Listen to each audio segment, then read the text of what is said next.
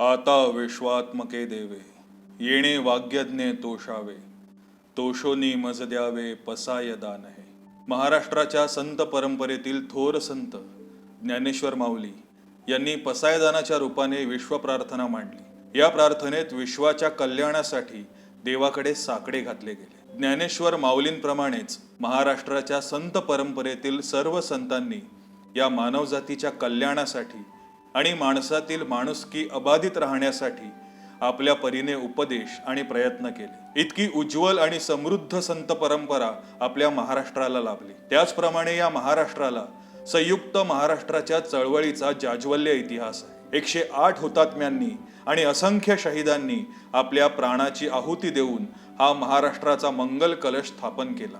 आध्यात्मिक, सामाजिक, राजकीय, ऐतिहासिक, भौगोलिक अशा सर्व अंगांनी देशात नव्हे तर जगात आपली वेगळी ओळख निर्माण करणारे एकमेव राष्ट्र म्हणजे महाराष्ट्र. या महाराष्ट्रावर आजवर अनेक संकट आली, अनेक आक्रमणं झाली, परंतु कणखर आणि निधड्या छातीने या भूमीने ती सगळी आव्हाने परतून लावली. इथल्या प्रत्येक माणसाला या मातीत जन्मल्याचा अभिमान आहे. पण आजच्या काळात एक असे संकट या भूमीवर नव्हे तर या संपूर्ण जगावर कोसळले की त्यासमोर भल्या भल्या राष्ट्रांचाही टिकाव लागला नाही.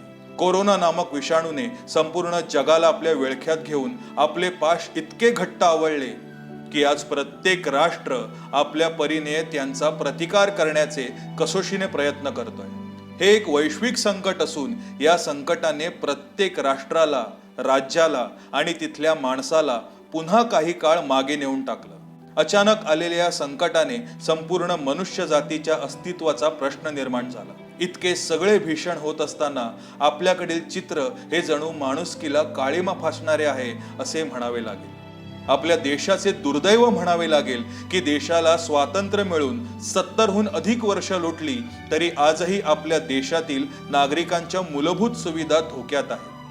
आजवर ज्या ज्या पक्षांची सरकारं या देशात आली त्यांनी निवडणूक जिंकण्यासाठी आणि आपला आर्थिक लाभ करण्यापलीकडे या देशातील नागरिकांचा आणि त्यांच्या हक्कांचा कधीच विचार केला नाही.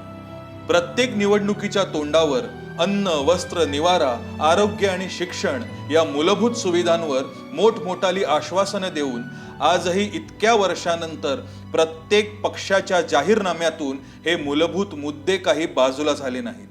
याचा अर्थ कोणीही या प्रश्नांकडे प्रशासक म्हणून तर सोडाच, पण एक माणूस म्हणून सुद्धा लक्ष दिलेले नाही. आज या संकटाच्या परिस्थितीत अजूनही आपल्या देशाची, आपल्या राज्याची आरोग्य व्यवस्था कमकुवत असल्याचे चित्र वारंवार समोर येते आणि यामध्ये नाहक बळी पडतो तो इथला सर्वसामान्य माणूस.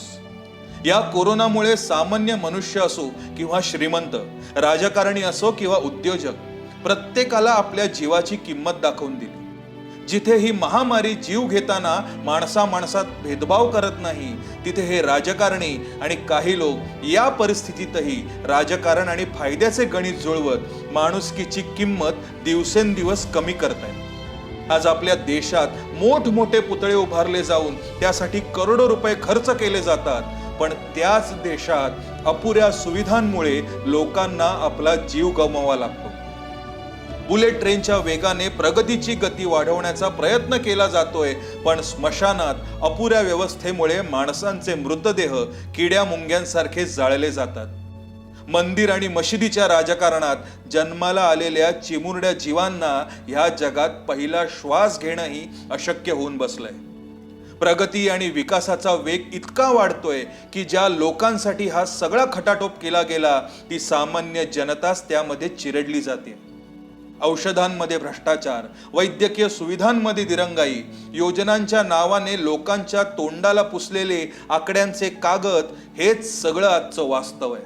मेलेल्या माणसाच्या टाळूवरचं लोणी खाणं ही म्हण आपण ऐकून होतो, पण आज लोणीच काय तर आपल्या फायद्यासाठी मेलेल्या माणसाच्या मृत शरीराचे आणि आत्म्याचे लचके तोडणारी विकृती आपल्याला दिसते.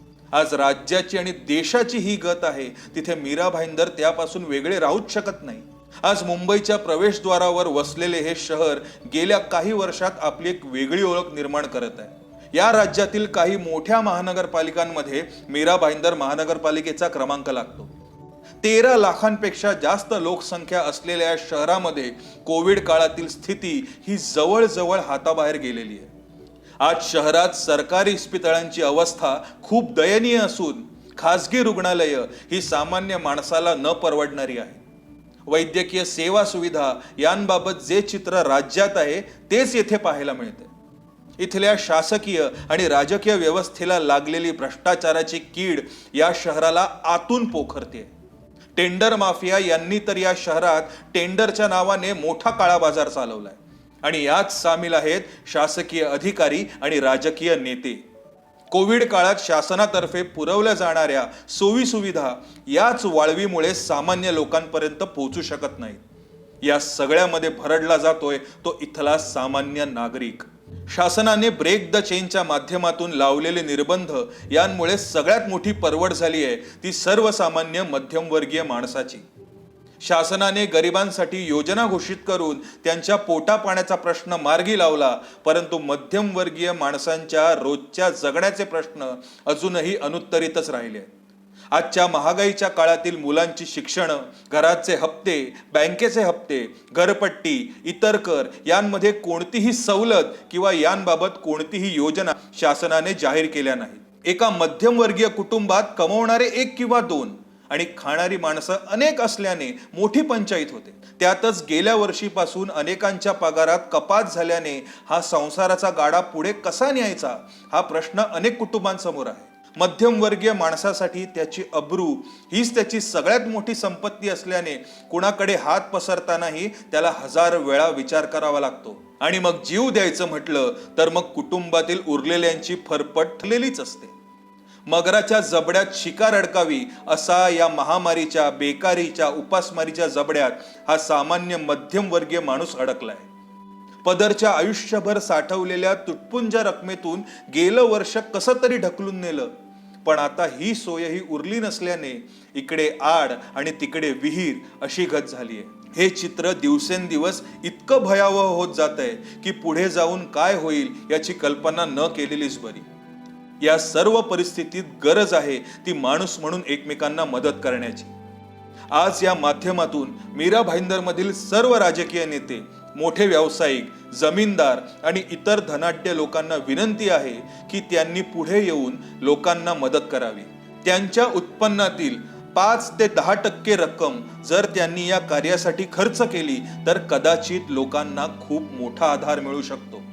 ज्या शहराने त्यांना मोठे केले त्या उपकाराची परतफेड करण्याची हीच योग्य वेळ आहे. कारण ज्या लोकांमुळे आपण मोठे झालो, आज या संकट काळात माणुसकीच्या नात्याने पुढे येऊन त्यांना मदत करणं ही त्यांची जबाबदारी आहे. या कठीण प्रसंगात राजकारण, एकमेकांमधील द्वेष, मतभेद हे सगळं बाजूला ठेवून जर आपण एकत्र आलो तर कदाचित ही परिस्थिती आटोक्यात येण्याची शक्यता आहे. मीरा भाईंदरमधील लोकांना विनंती करण्याचे कारण की मीरा भाईंदरमधील एक नागरिक म्हणून हक्काने ही विनंती येथील लोकांना करता येते. जर या प्रकारची मदत राज्यभर आणि देशभर चालवण्यात आली तर त्याचा फायदा देशभरातील नागरिकांना होऊ शकतो. केंद्र आणि राज्य शासनाला या माध्यमातून विनंती आहे की देशातील सर्व विकास कामे, निवडणुका, इतर प्रकल्प काही काळापुरते थांबवून सगळी शासन यंत्रणा पूर्णपणे या वैश्विक महामारीच्या उपाययोजनेसाठी कामी लावावी. कारण ज्या लोकांसाठी ही कामे, हे प्रकल्प, या निवडणुका होत आहेत ती माणसंच जगली नाहीत तर हे सगळं निरर्थक आहे. आज आपला देश एक लोकशाही प्रधान प्रजासत्ताक देश आहे. भारतीय संविधानाच्या प्रस्तावनेत आम्ही भारतीय नागरिक असा उल्लेख केला आहे. जर ही परिस्थिती अशीच राहिली तर या प्रजासत्ताक राष्ट्रातील प्रजा तळागाळाला पोहोचेल आणि या देशात अराजक निर्माण होईल. एक धोक्याची सूचना म्हणून आपण सर्वांनी सावध होणं खूप गरजेचं आहे. कारण हा आपल्या अस्तित्वाचा प्रश्न बनलाय, आपल्या हक्कांचा प्रश्न बनलाय. कृपया या निवेदनाचा काळजीपूर्वक विचार करावा आणि सकारात्मक कृती करावी हीच विनंती. धन्यवाद.